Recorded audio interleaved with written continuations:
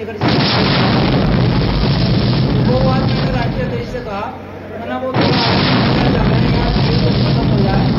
तो रात के 1 बजे उन लोगों को मैंने मिलवाया। तो राष्ट्रीय अध्यक्ष जी ने एक स्पष्ट बात कही थी कि मुझे इस प्रदेश का मुख्यमंत्री नहीं बनना है। अगर मैं बनूंगा तो इस देश का प्रधानमंत्री बनूंगा। प्रदेश के मुख्यमंत्री तो मेरे कार्यकर्ता होंगे। तो ये चीजें, इससे ये लगता है कि हमारे नेता में किसी भी प्रकार का लालच नहीं है। वो इस देश की दशा और दुर्दशा को बदलना चाहते हैं, और देश की दशा जब ही बदलेगी जब हम दिल्ली वाली कुर्सी पर बैठे होंगे। प्रदेश की कुर्सी से प्रदेश की दिशा तो बदल सकती है, लेकिन देश की नहीं बदल जा सकती। अब बहुत से लोगों में हमारे ये होता है कि साहब बीजेपी की सरकार है, विपक्ष में कांग्रेस मौजूद है, कांग्रेस को वोट दे देंगे तो बीजेपी चली जाएगी। तो भैया मैं उन लोगों को एक बात कहना चाहता हूं, कांग्रेस हो या बीजेपी, दोनों एक ही छोटे बड़े भाई हैं। आज बीजेपी वो लोग चला रहे हैं जो कभी कांग्रेस की सरकार चलाते थे, सब वही चेहरे हैं। और जब कांग्रेस की सरकार होगी तो जो बीजेपी के चेहरे सरकार चला रहे हैं तो कांग्रेस की सरकार भी वही लोग चलाएंगे, कि इनका उल्टा पलटी होती रहती है। दोनों एक ही परिवार के सदस्य हैं। अब मैं जाति से नहीं कहना चाह रहा, दोनों एक ही परिवार के सदस्य हैं। आज उन्हीं का कब्जा है, कांग्रेस की होगी तब भी उन्हीं का होगा।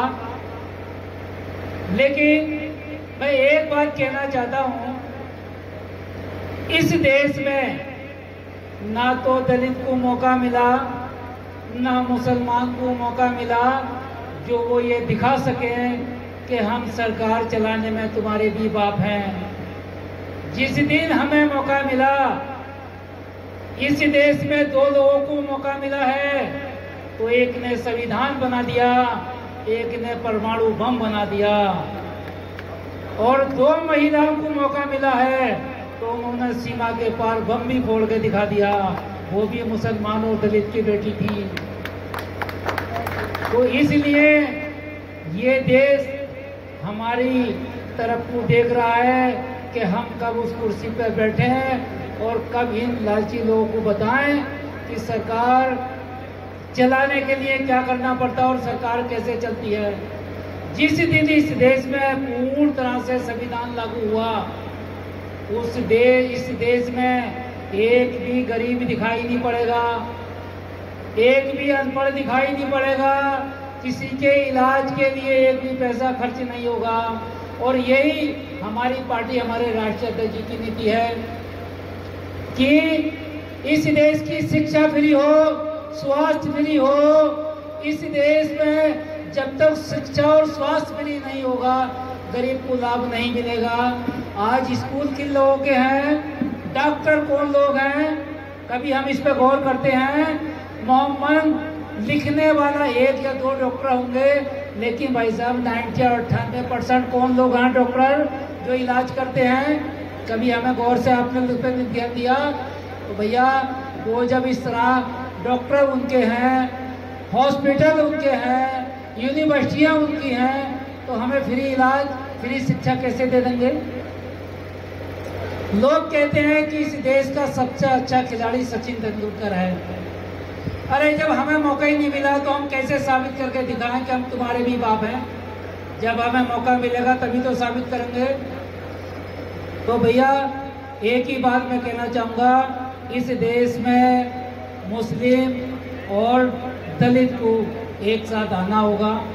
जिस दिन दलित की संख्या और मुसलमान की ताकत एक प्लेटफॉर्म पे आ गई तो ना तो कोई अत्याचार होगा और सरकार तुम्हारी होगी।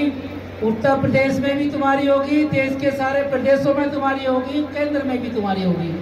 लेकिन जरूरत केवल इतनी है कि हम दोनों को एक होना होगा। जब तक हम एक नहीं होंगे, हम यही कहते रहेंगे भाई ये ऐसा हुआ और वैसा हुआ।